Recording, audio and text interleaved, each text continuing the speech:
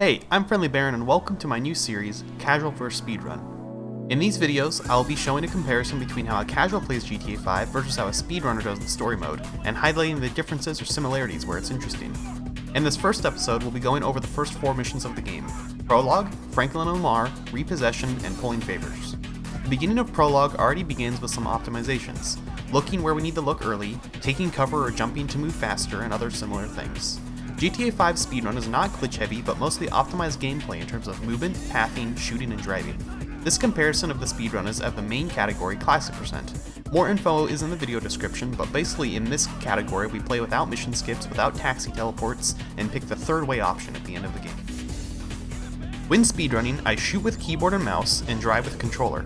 For the casual playthrough, I'll be using a controller to shoot and keyboard to drive in order to nerf my skills, as well as generally taking my time and playing the game the way Rockstar intends you to play, following the markers and GPS routes, and taking a moment to read the help text before doing an action.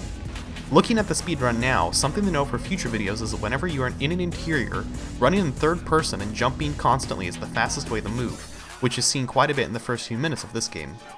For this series of videos, I'm going to start out by showing the differences in timing and strategies of just GTA 5. However, if people like this, I will consider doing other games, especially the other GTA games.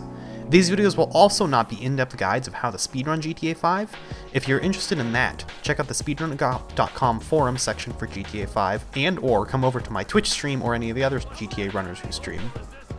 After this quick hallway tutorial section of robbing the bank, the speedrun is already nearly 30 seconds ahead of the casual player, and it's going to be even more after this first shootout.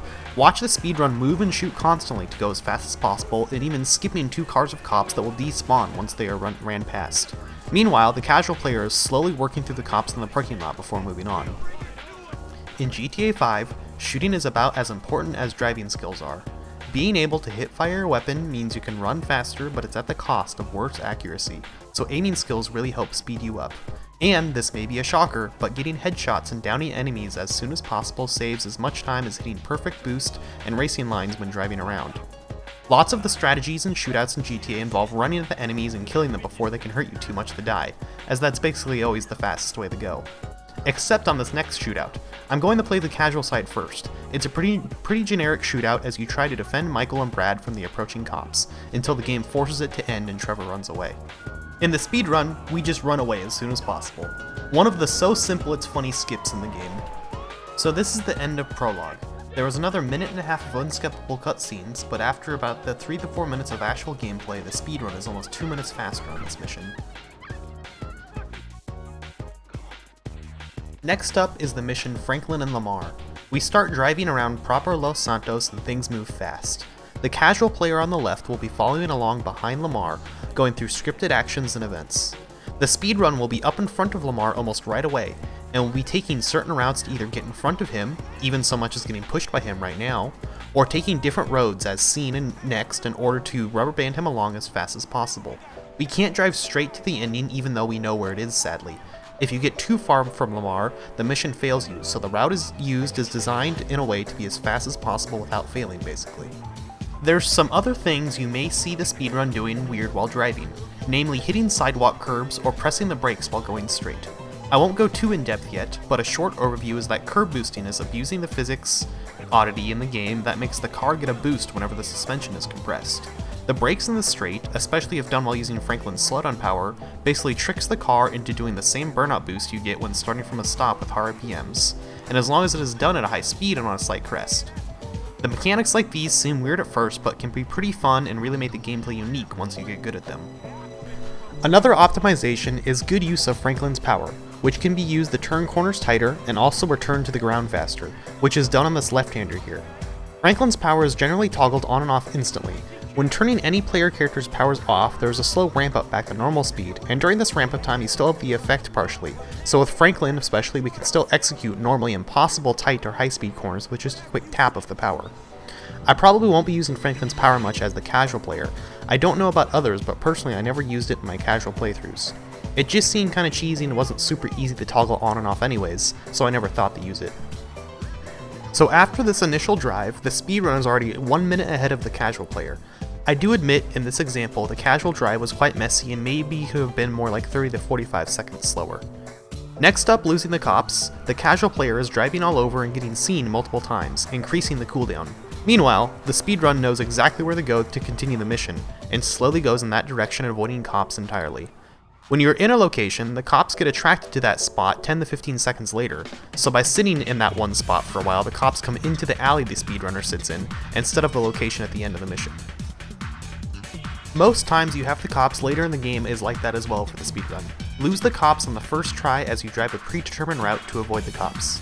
99% of the routing in this speedrun is the same every time, besides a few various options during a few times you lose the cops, or about 5 missions which are done in a different order depending on whether you get lucky vehicle spawns. The speedrun walked backwards out of the shop to skip a few seconds of dialogue. Generally optimized movement with running, jumping, and moving the car close to Lamar as soon as possible to continue on to Franklin's house is used here. Then of course the casual player is slow and follows the yellow line on the map, the rockstar way of play. Going into Franklin's house, the player taps the wall on the left to skip a bunch of voice lines and continue into the cutscene. In GTA 5, dialogue must be completed before triggering most yellow dot checkpoints, so if a character is talking, they'll finish their sometimes excruciatingly long lines before you can continue.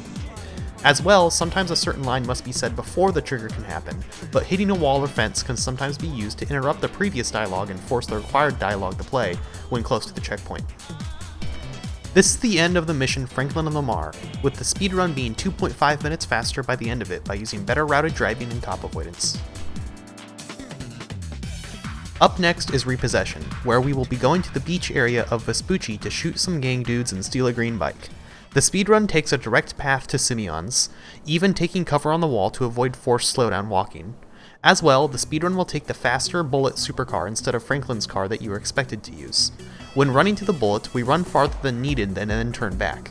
This longer running makes Lamar run towards you for longer so you can begin driving quicker, otherwise he would slowly walk towards the car as he got closer to it. As the casual player dutifully follows Rockstar's yellow line, the speedrun will take a nice jump through the parking lot to get there faster. This jump can be annoying if a large truck or bus is in the way, but using Franklin's power along with perfectly landing in the median as done here can minimize time loss. As we approach the next part of this mission, watch how the speedrun parks the Bullet in the middle of the road instead of just the far right, to minimize the distance Lamar has to walk. As well, the Bullet is reparked in a certain low position so that it can be used later in the run. You'll see how that works out later. A drunk guy comes out of the garage here, so we punch him for interrupting our speedrun. Well, not exactly, but kind of. Lamar slows down to interact with him, as you can see now in the casual play, but by punching him early we just skip that. As the speedrunner, we know where the garage on the right is the correct one to search. We can assume the casual player gets lucky or has watched the speedrun once, as I'm generally playing the casual assuming they know the mission order and know where to go in general, like they watched someone else play once or twice but never played themselves. Focusing on the speedrun shootout first, their propane tank is used to take out 4 enemies at once, which to Rockstar's credit is kind of hinted at by Lamar's dialogue if you pay attention. We run up to this point to force all the enemies to begin spawning right away and shoot them as we know where they will be right away. Finish them all off, then wait a moment for Lamar and boom, shootout done for the speedrunner while the casual is still working its way up the balcony enemies. In GTA shootouts, the spawns of all enemies is generally consistently scripted. However, once they have spawned, they have freedom to move, and the longer they are alive, the more random their positions may become. So efficient shooting saves pure time and also prevents unexpected events in locations of enemies. Next up is the whole reason for this shootout, getting the bike back. The casual player sees the bike, then gets into Franklin's car and drives it to chase down the motorcycle.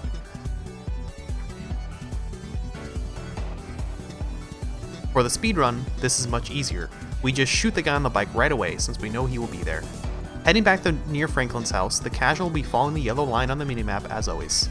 However, the speedrunner is very busy here. In GTA 5, doing a wheelie on a motorcycle increases your speed, but it's risky, especially on this bike, as it makes it slower to turn and sometimes can bounce you way up in the air if you do it at the wrong time. As well, the route that the speedrun takes is obviously shorter and faster, but it's probably the riskiest drive in the whole speedrun, as you cross 3 streets blindly perpendicular and has a high risk of falling off, which often is worth resetting a run over. Also notice the lack of using Franklin's power on the bike. The benefits about Franklin's power in terms of speed and turning don't really apply that well on motorcycles, so we rarely use motorcycles during the run besides one certain drive later on, as they are risky and slower than a car when using Franklin. The speedrun just went over the freeway, which is blind crossing number 1, with 2 and 3 right after on the roads. The lack of visibility is kinda scary, and a hidden car or even just a large truck blocking the road can cause issues for the runner. Approaching the end of the mission, the speedrun jumps off the motorcycle as it arrives at the checkpoint to skip a cutscene of Franklin getting off the motorcycle, which you can watch play on the casual right after. That's the end of Repossession, where the speedrun is better by 2 minutes and 43 seconds, mainly due to better shooting and motorcycle riding. Now onto the mission Pulling Favours, and you'll notice right away that the speedrun is back into the Bullet, the faster supercar. By parking the Bullet in that perfect spot back when we got onto the motorcycle, Lamar drives the Bullet to the end of the last mission so we can use it here. If it is parked anywhere else, Lamar does not take the car and we would have no car here. In Pulling Favours, we're going to help Tonya by towing a car. It's a pretty simple mission, but as always in GTA, plenty of things could go wrong. Some extra movement is done to get Tonya into the car faster, while the casual is sitting here for a while waiting for voice lines and her slow movement before the driving begins. This is a great mission of not following the yellow line like the casual will do, as the medians in the roads or one-way streets cause the auto GPS to really path a long way around. The speedrun parks on a certain spot here in order to get into the truck as fast as possible, but put in Tonya right next to the passenger side so she is getting into the truck just as we get it started and begin moving. When driving slow vehicles, the most important thing is to not lose speed, as accelerating back up is a terrible time loss. So this drive isn't super risky anyways, and nothing crazy is done for that reason. During this split, the casual run is being played at about 2 times speed, so even though they are in a similar-ish spot on the map, the casual run's timer is going way faster to give you an idea how much time is being saved. The speedrun also does small optimizations like pre-lowering the tow hook and raising it again only once driving. Sitting still is slow. Nothing crazy special is done to pick up the car here. I've done tests about doing a sliding turn into the bumper of the car to pick it up, but I got it to work only once out of every 20 tries, or so, for only a second or 2 of time save. There's lots of cops in this area during this mission as well, so doing anything risky is, well, risky. During the missions in GTA, there are basically 3 types of traffic: scripted, semi-scripted, and pure random. This mission is semi-scripted. Generally cars in this mission are in the same spots, and it's generally more or less the same type of car, a van here, a truck there, a sedan parked there, but the exact car model and the timing of some of their movements can be different. We'll go over the other types of traffic and explore all of them more as we go through other missions in the game later on. Driving back to the police lot is pretty straightforward as well. Don't crash and don't drop the car. The speedrun will also drop the car early so it will roll into the parking box with the truck to save some time, and get us back into our Bullet quicker. Notice how the casual player is still walking to the car when the mission pass screen comes up. That concludes the mission Pulling Favours, with a time save of 1.5 minutes by having a better car and better driving all around. After 4 missions, the casual played for 24 minutes and the speedrunner for about 15 minutes, for a total save time of 8.5 minutes. That's all for now. This took me a bit longer to edit than I expected, but now that I have the workflow down, I can make some more of these faster if it's well received. If you liked the video and want to see more, a YouTube subscription is free for you and really helps my channel. I make GTA Speedrun and GTA Online content if you are new and unsure of who the heck I am. If you have any suggestions or feedback, good or bad, about this video, let me know in the comments or with smoke signals.